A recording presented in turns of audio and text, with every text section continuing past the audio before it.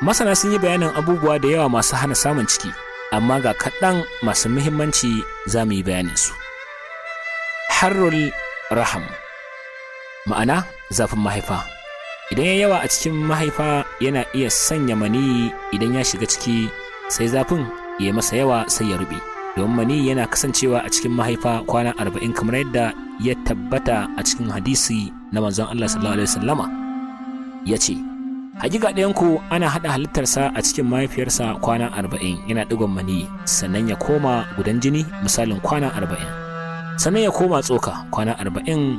Sadaka Rasulullahi sallallahu alaihi wasallam.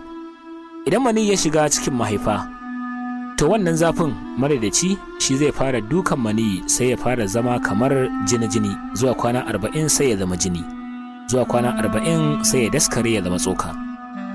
Idan mahaifar mace tana da zafi da yawa kafin kwana 40, sai zafin ya wannan maniyin yawa sai ya rube, kaga ciki ba zai samu ba. Alamomin wannan cuta ta zafin mahaifa ita ce ciwon mara mai ɗaurewa, wasan al'ada, ganin jini dunkule-dunkule lokacin al'ada. Magani: sai ki nemi tsohuwar tsamiya da wutsiyar sharindo, almuwafik, sukari, sai ki tafasa su sai ki ringa sha sau 3 a rana.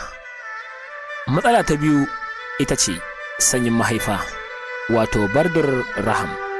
Wannan shine ake ce masa sanyin mahaifa, shine idan mani ya shiga cikin mahaifar sai sanyi ya masa yawa sai ya kasance yaƙi ya bura.